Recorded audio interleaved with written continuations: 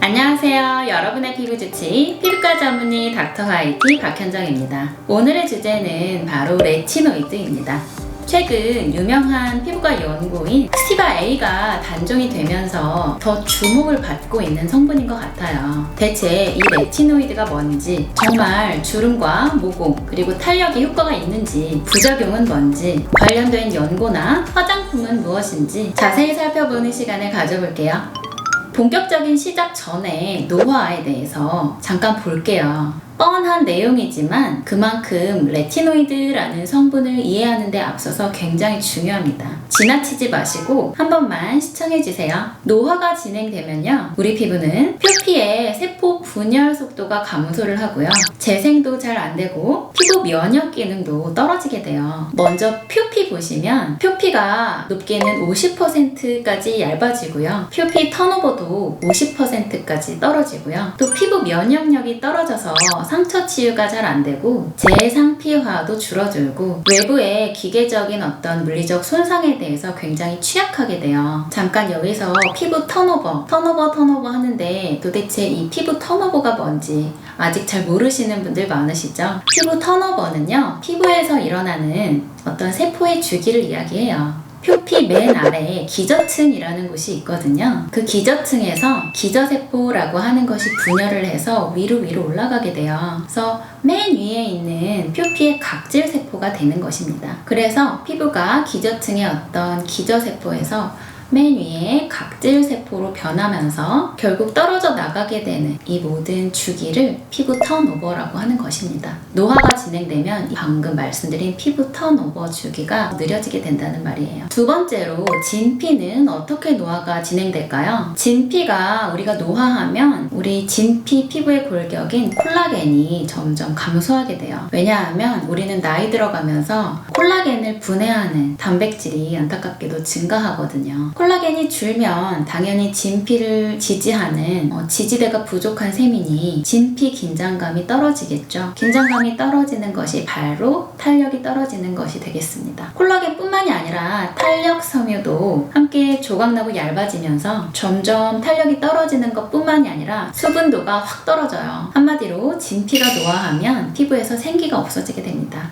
지금까지 조금 지루하셨을 수도 있겠지만 어떤 노화의 내재적 그리고 외부 원인에 대해서 알아봤는데요. 노화를 늦출 수 있다는 점에서 여러 가지 연고나 화장품류가 크게 주목을 받고 있습니다. 레티노이드는 한마디로 세포 조절제예요. 크게 세 가지인데요. 첫 번째, 지용성 비타민 A인 레티놀, 두 번째, 레티날, 세 번째, 레티노익산, 즉 트레티노인. 이 세 가지가 레티노이드의 큰 세 가지 분류입니다. 자, 여러분들은 아주 궁금하실 거예요. 레티노이드 화장품은 정말 효과가 있을까? 화장품이 정말 주름 개선에 도움이 될까? 결론은 맞습니다. 현재 식약처에 고시된 4가지 화장품의 기능성 성분은요, 레티놀, 레티닐 팔미테이트, 아데노신, 그리고 폴리에톡실레이티드 레티나마이드, 이렇게 4가지인데요. 아데노신을 제외하면 모두 레티노이드네요.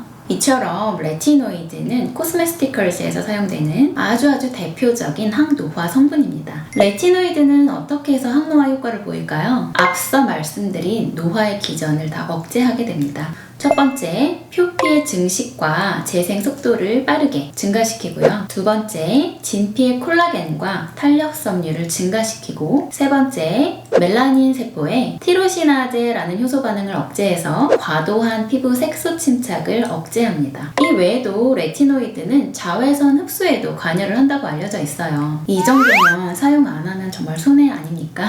레티노이드의 효능은 트레티노인이 가장 크고요. 그 다음으로 레틴알데하이드, 그 다음에 레티놀, 레티닐 에스터 순으로 효능이 약해집니다. 이제 각각의 성분에 대해서 한 가지씩 설명드릴게요. 레티놀 먼저 볼게요. 현재는 레티놀이 화장품에서 가장 흔하게 사용되고 있는 항노화 원료이고요. 스파 연고로 대표되는 레티노익산 성분보다 자극이 덜해서 최고 0.3%에서 1%까지 화장품으로서 제조되고 있는 항노화 화장품의 골드 스탠다드 대표주자죠. 지용성 성분이기 때문에 피부에 효과적으로 침투할 수 있고 결국 사람 피부에서 레티놀은 레티노익산으로 대사되어서 작용을 하게 됩니다. 이미 여러 임상 연구와 논문에서 피부 결과, 주름 개선에 그 효능이 입증된 바 있습니다. 대부분 현재 레티놀 화장품에는 0.04에서 0.1% 정도의 레티놀을 함유하고 있어요. 하지만 코스메티컬즈로서 레티놀이 정말 그 효과를 보게 하려면 적어도 0.25% 이상의 레티놀을 함유하여야만 정말 우리가 기대하는 효과를 볼 수 있다라고 되어 있습니다. 두 번째로 트레티노인 말씀드릴게요. 원래 여드름 치료제로서 개발된 전문 의약품이고요. 이 물질의 항노화 효과는 지금까지 다른 그 어떤 물질보다 뚜렷하게 입증된 바 있어요.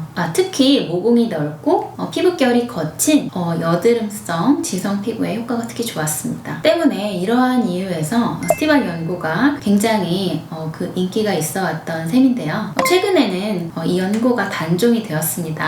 우리나라뿐만이 아니라 전 세계적으로 단종되어서 이제 역사 속으로 사라지게 되었는데요. 이 트레티노인 성분은 비교적 효과가 강하고 사용법이라든지 부작용 또 여러 가지 농도에 대해서 우리가 숙지를 많이 하고 사용해야 하는 만큼 처방전이 있어야 하는 전문 의약품입니다. 화장품이 아니라. 세 번째로 레틴알데하이드입니다. 레틴알데하이드도 레티놀과 유사하게 주름과 피부결에 대한 그 효능이 입증된 성분입니다. 그리고 트레티노인, 즉 레티노익산에 비해서 자극도 당연히 좀 덜하죠. 효능이 좀 크면 좀 자극감도 심하고 효능이 좀 적지만 자극감은 좀 덜하다, 뭐 이렇게 생각하시면 될 것 같습니다. 레틴알데하이드도 적어도 0.5% 이상을 함유하고 있어야지 우리가 기대하는 항노화 효과가 있을 것이라고 생각되고 있습니다. 다음 주제로 넘어가서 레티노이드의 안정성 한번 볼게요. 소비자로서 의약품뿐만이 아니라 화장품을 구매할 때 가장 잘 알아야 되는 부분인데요. 특히 레티놀은 빛이라든지 열, 특히 UV 자외선에 노출되면 아주 쉽게 분해되기 때문에 그 안정성을 보장하기 위해서 빛이 약한 환경에서 제조가 되어야 하고요. 갈색병이라든지 공기가 없이 잘 밀폐된 불투명한 용기에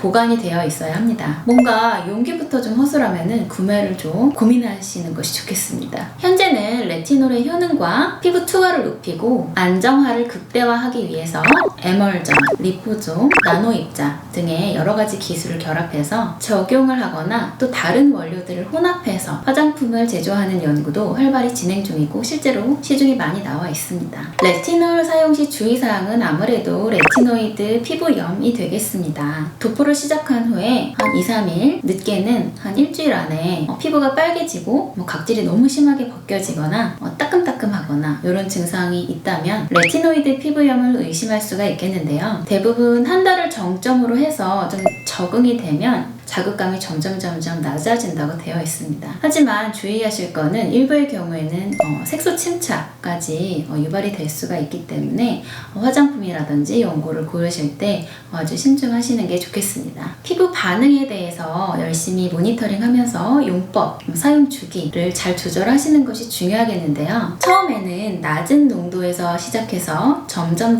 바르는 양과 횟수를 점진적으로 늘려나가시기를 권장드리고요. 초기에는 자극 증상을 좀 완화시키기 위해서 우리 도포제, 즉 일반 보습제 크림을 먼저 바르고 레티놀을 바르던지 아니면 보습제와 레티놀을 좀 혼합해서 사용하시는 것을 권장드리고요. 또한 피부 투과성을 높이는 다른 원료들, 예를 들면 아하나 바하와 같은 각질 용해 성분, 이런 것들을 함께 사용하는 것을 처음에는 좀 피하는 것을 권장드립니다. 앞서 말씀드린 바와 같이 기본적으로 레티노이드는 각질층을 좀 얇게 하고 진피를 좀 촘촘하게 하는 역할을 하기 때문에 간혹 광과민성이 유발될 수가 있겠는데요. 물론 레티노이드가 광독성이라든지 광알레르기 반응은 없다라고 되어 있지만 내 피부가 레티노이드 성분 사용 후에 뭔가 자극을 받고 있다, 내 피부가 뭔가 태양빛에 좀 더 예민해진 것 같다 느낌이 들면 바로 사용량을 줄여주시거나 심하면 중단해 주시는 것을 권장드립니다. 또 기본 중에 기본인데요. 레티노이드는 빛에 약하다고 말씀드렸잖아요. 밤에만 사용하는 것을 권장을 드리고 아침에 물세안만으로는 부족하고요. 약산성 폼 클렌저라든지 효소 클렌저와 같은 민감성 피부용 우리 피부에 순하게 적용되는 거품나는 그런 세안제로 잘 세안하시는 것을 권장드립니다. 저희 병원 같은 경우에는 이렇게 레티놀 사용법도 만들어서 배포를 하고 있는데요. 여기 보시면 1번 스킨과 에센스를 바른 후에 사용하는 보습제에 소량 섞어 바르거나 크림 사용 후에 레티놀을 적용하라 라고 되어 있습니다. 처음에는 저녁에 격일 사용하라고 권장하고 있고요. 두 번째, 레티놀에 적응이 되신 경우에는 매일매일 사용하시고 레티놀의 효과를 조금 더 보시고 싶으신 경우에는 보습제 전에 사용하시는 것을 권장드린다 라고 되어 있습니다. 눈가와 입가와 같은 피부가 좀 얇고 민감할 수 있는 부분은 자극감이 있을 수가 있기 때문에 좀 피하시든지 아니면 소량 바르시든지 아니면 크림 도포 후에 바르라고 되어 있고요. 레티놀 사용 후에 반드시 콤 클렌저로 세안해 주시고 외출할 때 선크림을 꼭 바르라 라고 안내드리고 있습니다. 즉 물세안만으로는 좀 부족하다는 점, 각질 제거 기능이 있는 아하와 바하와 같은 그런 성분의 화장품을 같이 사용하시는 것을 처음에는 비추천드린다라고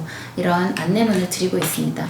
정말 화장품에 대해서 굉장히 잘 알고 계시는 우리 실장님이 잘 만들어 주셨는데요. 고마워요, 실장님. 저도 이제 화장품 성분이라든지 실제로 이제 화장품에 정말 관심이 많고 피부 자체에 관심이 많은 의사가 아닌 한 소비자로서, 그리고 또 한편으로는 또 의사로서 제가 알고 있는 지식을 총동원해 봤을 때의 결론을 좀 말씀을 드려볼게요. 특히 이제 그 트레티노인 성분, 즉 스티바 A 연고가 이제 단종되었다는 것에 대해서 너무 불안해하지 않으셨으면 좋겠어요. 사실 이제 여러 이제 선생님들의 의견이 정말 각각 다르겠지만 제 생각은 어떠냐 하면 트레티노인, 즉 스티바 A 성분 0.025%의 스티바 연고와 레티놀 0.2% 또는 0.3%, 그러니까 비교적 효능이 동일하니 그럼 왜 굳이 처방을 이제 받아서 스티바 A 연고를 쓰는 거에 그렇게 연연을 하는가라는 말이에요. 제 말은 우리가 자주 쓰는 레티노이드 연고, 우리가 매일매일 바르는 화장품에 대해서 이제 숙지를 잘 하고 이해를 잘 하면 어떤 의약품이 단종되었다고 해서 그 대체가 없는 건 아니거든요. 트리파로텐이라는 좋은 의약품도 나와 있고 지금 활발히 항노화에 대한 임상 연구가 진행 중이고, 많은 피부과 전문의 선생님들께서 트리파로텐을 여러 가지 이제 사용법을 가이드라인을 제시해 주시고 계십니다. 그런데 이거 이제 뭔가 임상이 정말 아직 트레티노인보다 확실하지 않아서 좀 불안해요 라고 생각하시는 분들은 일단 레티놀 바르세요. 우리나라 화장품 정말 잘 만들거든요. 정말 놀라워요. 근데 이제 어떻게 보면 레티놀의 우리나라 이제 대표 주자는 아이오페 레티놀이 정말 유명하잖아요. 원조죠. 그래서 가격도 상대적으로 굉장히 비싼 화장품으로 제가 알고 있는데 원조격인 만큼 효과도 굉장히 좋고요. 지금 0.1%에서 이제 아이오페 레티놀 같은 경우 0.3%까지 나와 있는 걸로 알고 있습니다. 저희 병원에서 이제 지금 실제로 판매하고 있는 레티놀 같은 경우에는 에타퓨르라고 하는 프랑스 화장품인데 그것도 0.3%거든요. 오일 제형으로 굉장히 피부에 잘 흡수되고 자극감도 적고 효과도 충분하고 이런 이제 제품들이 있는데 굳이 스티바 A 연고가 없어졌다고 너무 불안해하지 않으셨으면 좋겠다라는 제 마음. 그리고 이제 제가 느끼는 이제 레티노이드의 항노화 임상 효과는 피부 결이에요. 모공이랑 피부 결이라든지 모공이라든지 이런 거는 사실은 몇 번에 한두 번의 레이저로 완성되는 게 아니라 매일매일의 나의 루틴에 의해서 결정되는 게 굉장히 크기 때문에 내가 매일매일 바르는 화장품이 뭔지, 내가 매일매일 바르는 화장품의 전 성분이 뭔지, 내가 이걸 열심히 발랐을 때 어떤 효과를 내가 기대하는지, 어떤 효과를 내가 보고 싶은지 자세히 이해하시는 것이 정말 좋은 피부를 위해서 첫 걸음이 될 것 같다고 저는 생각을 하고 있습니다. 사실 이제 아주 처음 레티놀을 사용하시는 입문자분 같은 경우에는 여드름 지성 피부인데 처음부터 너무 센 거를 바르기 좀 불안하다 하시는 분들은 이제 0.01%부터도 나와 있습니다. 시중에. 이제 그렇기 때문에 좀 나는 불안해, 나는 좀 예민한 피부야 라고 생각하시는 분들은 그 0.01%의 약한 제품을 6개월에서 1년 꾸준히 바르신 다음에 단계별로 높여가시는 것도 추천드려요. 또 이제 한 30, 40대 이런 분들은 정말 레티놀 강추.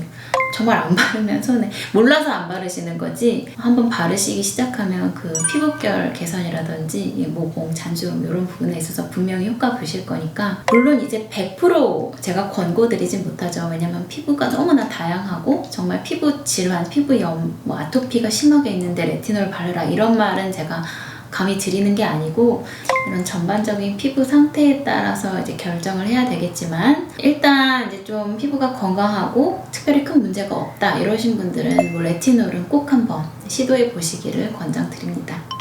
오늘은 레티노이드에 대해서 많이 알아봤는데요. 어떠셨나요? 많이 도움이 되셨는지 모르겠어요. 최대한 압축해서 담아보려고 많이 노력을 했습니다. 질문이나 이런 궁금한 점이 있으시면 댓글로 달아주시면 친절하게 답변 달아드리겠습니다. 저희 채널 피부연구소 구독과 좋아요 부탁드리고요. 오늘도 끝까지 시청해주신 많은 분들께 진심으로 감사드립니다. 다음에도 전문적인 피부 지식과 일상생활에서 유용하게 쓸 수 있는 피부 꿀팁으로 여러분들께 인사드리도록 하겠습니다. 지금까지 여러분의 피부 지치 피부과 전문의 닥터 화이트 박현정이었습니다. 감사합니다.